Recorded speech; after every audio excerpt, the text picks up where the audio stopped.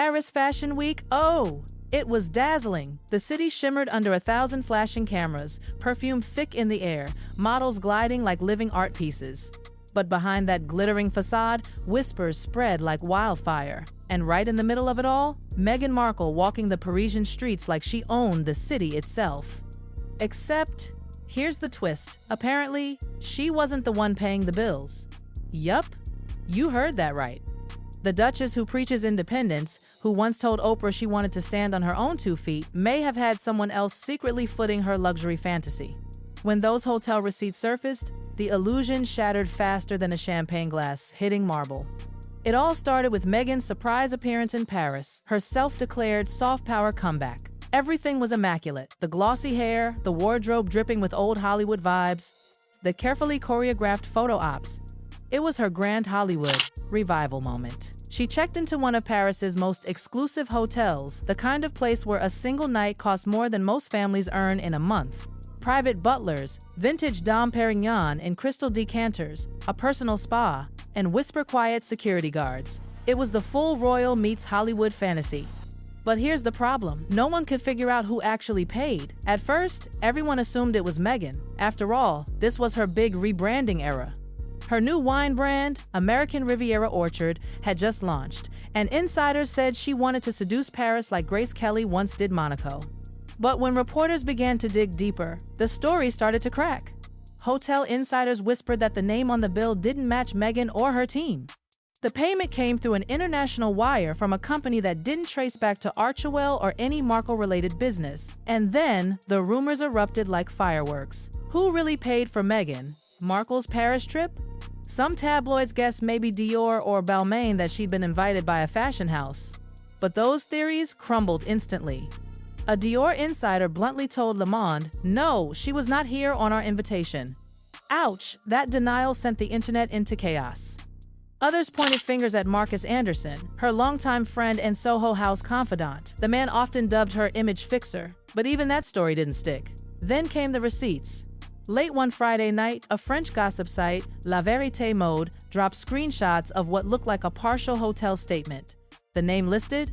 A corporate entity connected to a mysterious media investor in Los Angeles. That's when everything flipped. The theory? Meghan's Paris trip wasn't self-funded at all. It was a publicity deal, a setup by a silent backer who wanted to reboot her image in Europe's luxury scene. Except, it backfired spectacularly. When La Vérité Mode published those receipts, the backlash was instant and brutal. Critics screamed hypocrisy. Tweets went viral, "Independent women don't hide who's paying the bill." Another said, "She's gone from royal budgets to mystery money, same circus, different clown, savage." Even Page 6 and Daily Mail started digging into it. Meanwhile, inside Buckingham Palace, things got icy. Sources revealed that King Charles's team had been quietly working on Project Thaw, a private plan to ease tensions between the royals and the Sussexes. But after the Paris scandal, that plan froze instantly. According to palace insiders, the king's stance was simple. If Meghan wanted to act like a global stateswoman, she had to be beyond reproach. Hidden sponsors? Not a good look. And just like that, the situation began spiraling out of control. Back in Montecito, panic set in. Meghan's team went into full crisis mode, phones buzzing, emails flying, lawyers on standby. One insider described it as pure chaos. Meghan was furious, blindsided, and convinced someone in her own circle had leaked those receipts. Some even whispered that Marcus Anderson himself might have known more than he let on. After all, Marcus had always been her gatekeeper, her bridge to high society and Hollywood elites. Harry, meanwhile, was livid, not over the money, but the principle. He'd fought for years to prove that they were financially independent, free from royal strings. The idea that Meghan might have accepted undisclosed financial help from an outsider? It stung. Sources said Harry started withdrawing, skipping joint meetings, canceling appearances. Meghan, on the other hand, doubled down, insisting she'd covered everything through a private partnership, but she refused to say which one. That only made the gossip louder. By then, Paris receipts was trending. YouTubers, tabloids, TikTokers, everyone had a theory. Even Vanity Fair joined in with a headline, "Who paid for Meghan's Paris comeback?" The story, meant to mark her grand revival, had turned into a full-blown soap opera. But the real explosion came when the name behind the mysterious payment finally surfaced. And once Meghan realized who it was, it broke her completely. The alleged mystery benefactor? Ari Emanuel, Hollywood's super agent, CEO of Endeavor, and one of the most powerful men in the entertainment industry. At first, it sounded unbelievable. Why would he, of all people, pay for Meghan Markle's Paris trip? But sources soon spilled that it wasn't charity, it was strategy. Ari had reportedly agreed to sponsor parts of Meghan's trip under a collaboration. She'd subtly represent Endeavor's luxury outreach in Europe, and in return, her accommodations and logistics would be handled discreetly. A clean, quiet exchange. Until it wasn't. Apparently, Meghan misunderstood the arrangement. She thought it was her grand comeback. Her personal, Ari, saw it as a business transaction. When the receipts leaked and his name got tangled in Meghan's mystery payment scandal, Ari lost it. Within 24 hours, Endeavor's PR team began damage control, denying any financial involvement and labeling it a clerical misunderstanding. Translation: Meghan was on her own. Then came more speculation that maybe it wasn't Ari, but an Arab billionaire with ulterior motives. The truth blurred as the internet twisted the story, and Meghan spiraled. She'd believed everything was discreet, off the record, elegant. But once Ari's team denied involvement, she realized she'd been left hanging, publicly. That night, sources say Meghan broke down in tears. Humiliated, betrayed.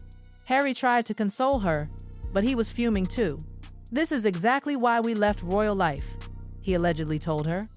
To avoid being seen as people trading favors. But Meghan was crushed because she realized she had been used. Ari Emanuel's denial wasn't just PR damage control, it was a message.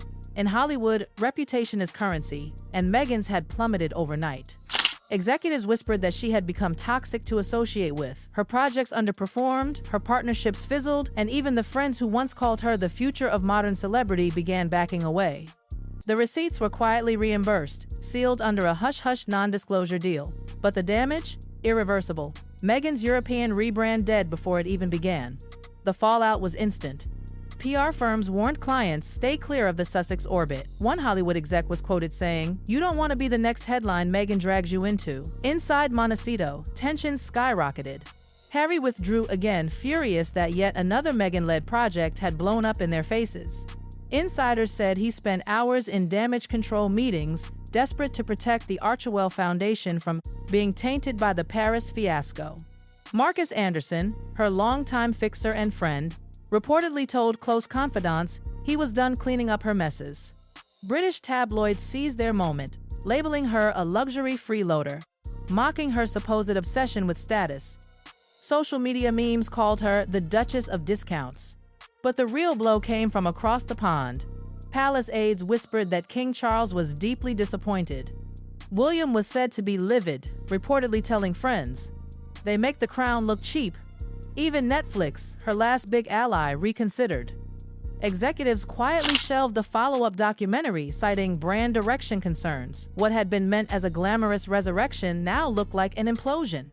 The Paris trip hadn't just dented her image, it cracked the very foundation of her career and her marriage. In the days that followed, Montecito turned into a fortress. Trucks rolled up the driveway delivering new privacy, screens, blackout curtains, and security systems. Meghan barely stepped outside. Friends described her as emotionally shattered, swinging between anger and despair.